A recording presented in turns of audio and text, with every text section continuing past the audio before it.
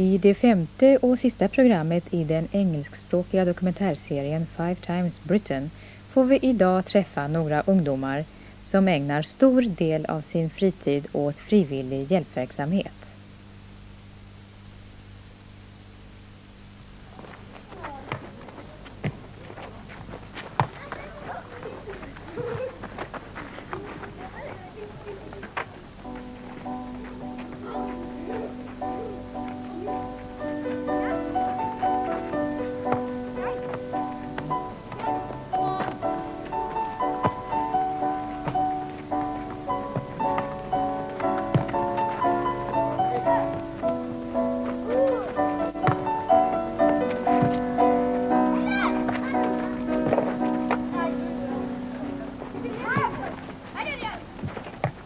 Hello, my name is Alan Hewitt.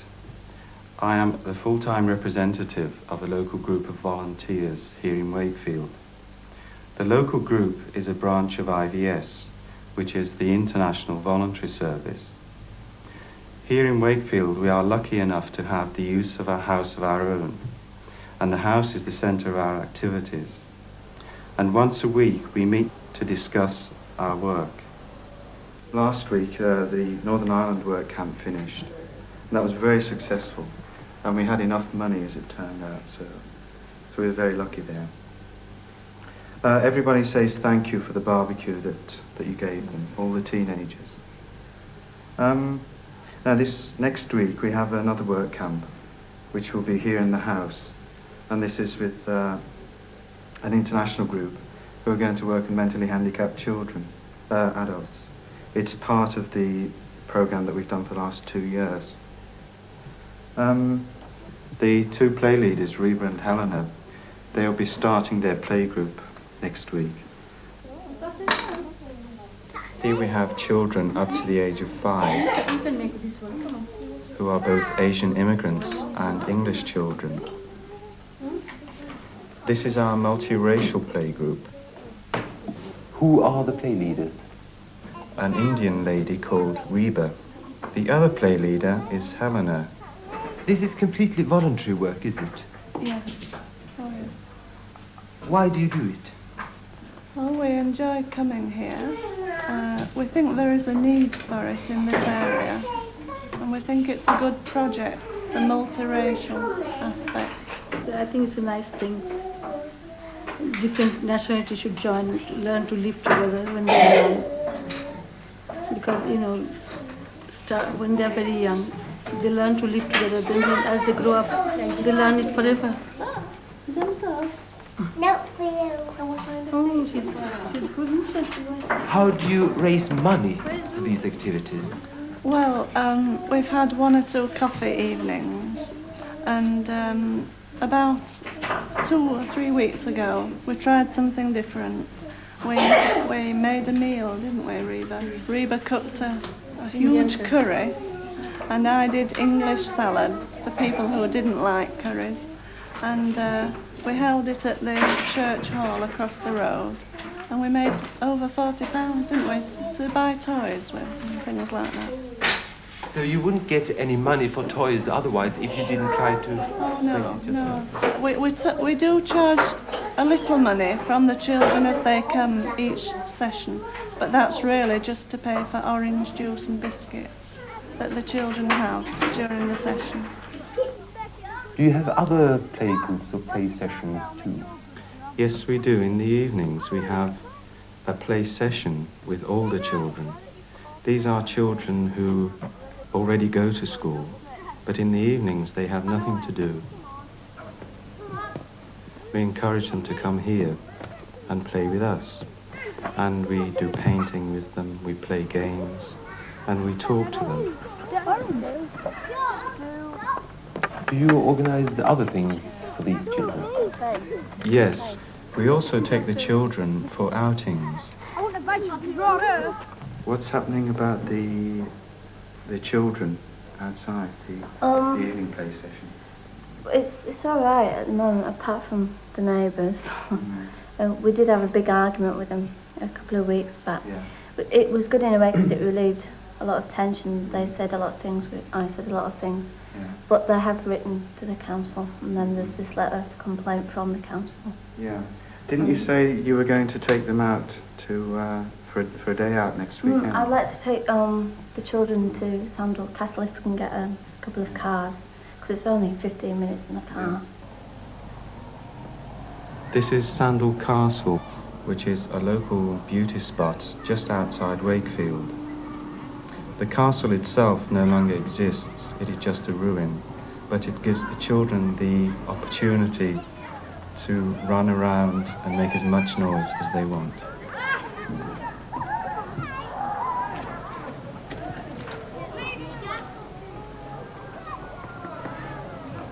Cheryl, you're a volunteer. Why? Why? Because I've grown up in the area around the field office. I live on the same street as the regional field office, and there are absolutely no facilities at all for children in that area. There's nowhere for them to play.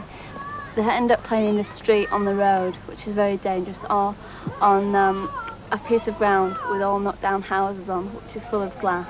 And everywhere they go, people are saying to them, you know, move on, as we're going to fetch the police, you know, you can't play around here.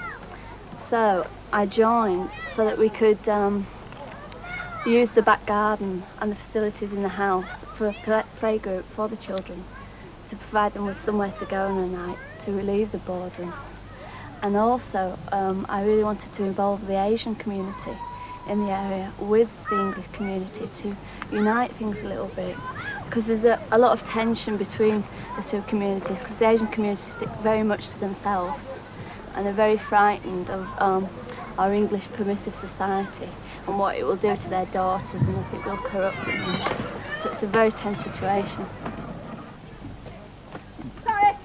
How old are the children? From about 4 to 14. I think the oldest, Stefan's about 14. How often do you come here? Nearly every night when it's open. Why do you come? Well, you can play, and when you come you don't get in any trouble really.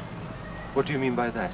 Well, when I didn't come before it was open, I used to get in a lot of trouble with police. Stefan here, he says that if he did not come here, he would very easily get into trouble with the police, which in the past he has done on many occasions. What kind of trouble would you get into? Mischief by climbing on roofs and things like that. So how do you feel about the centre? Well, I wish really it should carry on, but there's people next door that don't like it. They complain about noise. Mrs. Wilde, you live next door to the centre. You've written a letter of complaint. Why? Well, I've lived here for about 2 years, and nearly every night the children, without the playgroup, come into next door and make heck of a noise. And as you can see, of a young baby. And it's usually bedtime when they start creating such a noise, and I hate having to complain like this, but I just couldn't stand it any longer. So what do you think of the centre? I think it's a good thing for children. I mean, there are a few families who don't have as many facilities like I've got. My husband is trained in music and I'm trained in art, and I can find things for my children to do. And there are a lot of families not as well off who can't, you know. Yes. And I don't know. I just get really annoyed at the fact that most of the children there were breaking the trees down and bashing the wall there and making a real noise and creating a disturbance which I just didn't like.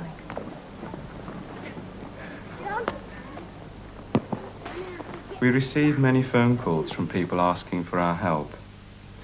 For example, recently we were asked to remove a bird's nest, but there were still young birds in the nest, so we couldn't help.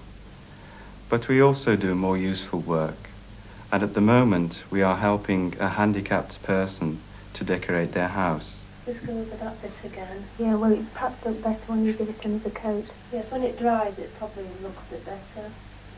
Looks better Alison, when you- what would you say are the most important things that you do?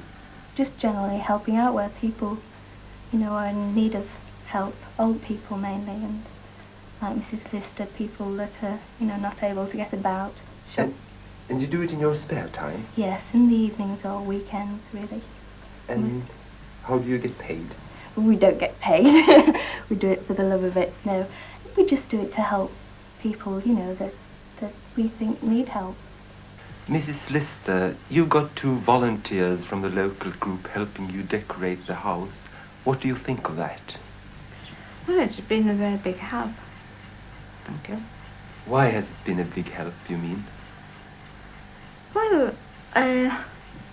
otherwise I just couldn't possibly have had my decorating done because I just couldn't afford it. I just haven't the financial money behind me. I just haven't got it. English to Immigrants is part of a scheme which is organised by the Education Authority. And we help by providing volunteers. Do you find it very difficult then understanding what people are saying to you? Yes, sometimes English people speak good English, but I sometimes met a Scottish person. I could not understand his English at all. No, because they speak with a very pronounced accent, don't they? But still, if the English people speak little slow, slowly, and yes. not like an Englishman with an Indian or any Asian person, it'd be nice, so that persons like me can also understand. You made a mistake there, okay? But carry on with what you're doing. This is Anne. She is a handicapped person. She comes from a hostel for mentally handicapped people. The other girl, she is called Sushila. She is an Indian volunteer who works in the office with us for 3 days a week. Why is Anne here? Anne is here to help us, but we're also trying to help her. She has a problem with her confidence, and we encourage her to feel more self-confident by, for example, typing this letter. And how often do you come here? Once often. Quite often, you said? Yeah. Yes. And how do you like typing? All right. It's all right, yes. Have you learned to type here? I'm just learning to type in today. Yes. And how do you enjoy it? All right. Yes. Sushila, Yes. what is your job here? I'm assistant to the field officer Yes. for IBS in Wakefield. And what is happening here at the moment then? Well, I'm helping Anne learn to type. In fact, she's typing a letter to thank somebody for having helped us with the work camp. And she's doing very well considering it's her first attempt at typing.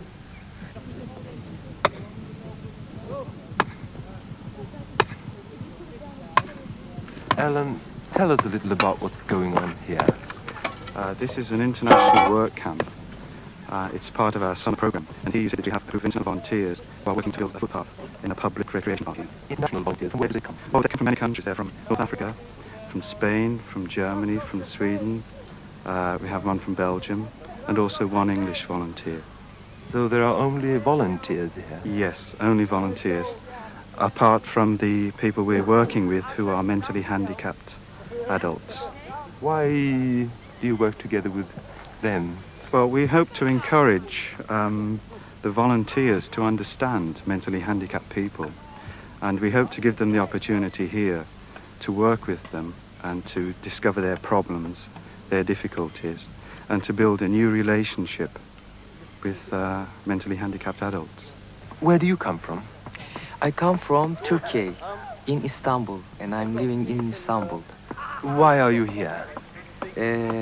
I want to see the other people, the foreigner people, and the other countries, and I want to know the other countries' people and the other countries' problem. Where do you come from? Sweden, Gothenburg. Why are you here? Why? It's simple. I want to see a new country.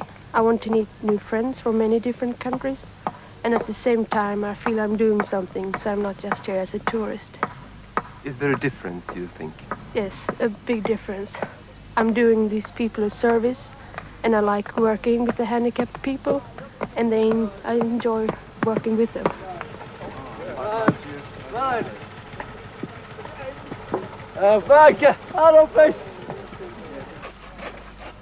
Are there any British people involved in the project?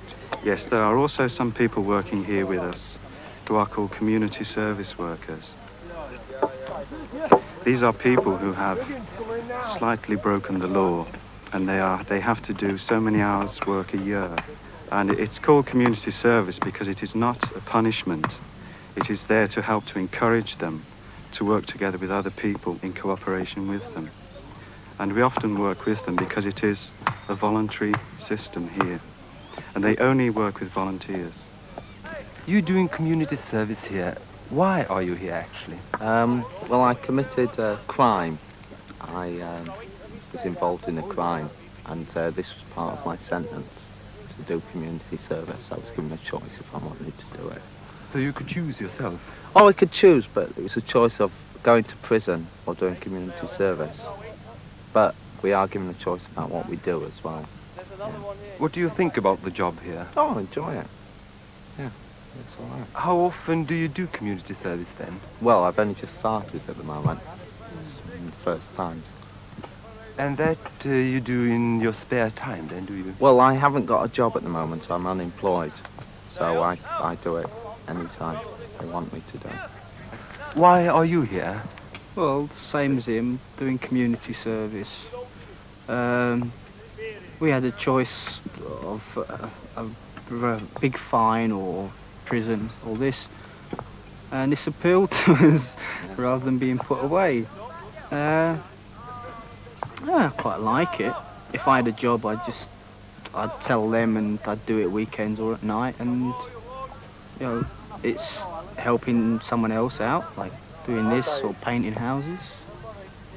It's the best way, it's the best punishment. And of course you don't get paid at all? Oh, no. Have you got a job at the moment? Not at the moment, no. Is it difficult to get a job? Yes, in this area, yes. Why are you here? Well, you know, it was part of my sentence, you know, when I went to a court for a minor offence. And I think rather than send you to prison, you might as well do something for the good of the community. That's what it, you know, really stands for. Rather than just lock you up for 3 or 4 weeks, they might as well do something useful.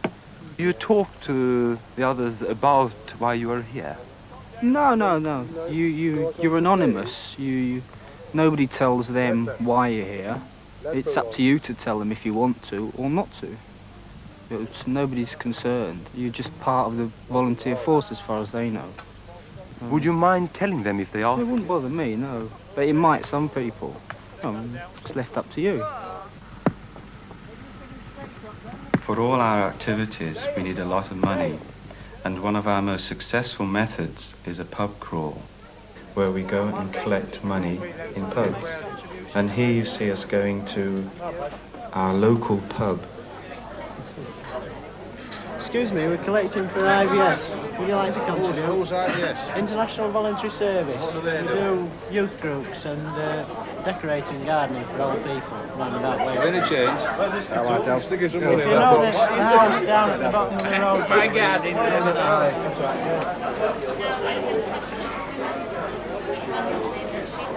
Any change you've got? Fine. Have you noticed? Look here, I'm not skinny.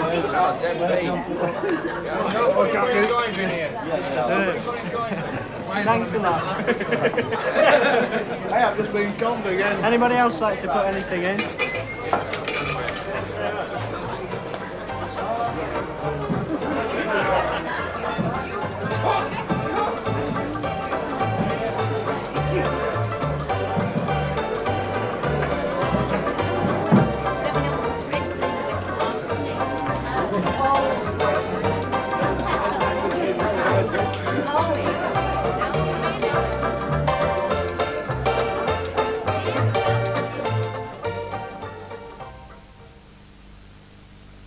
Till serien finns det ett häfte som innehåller bilder, förklaringar och arbetsuppgifter till programmen.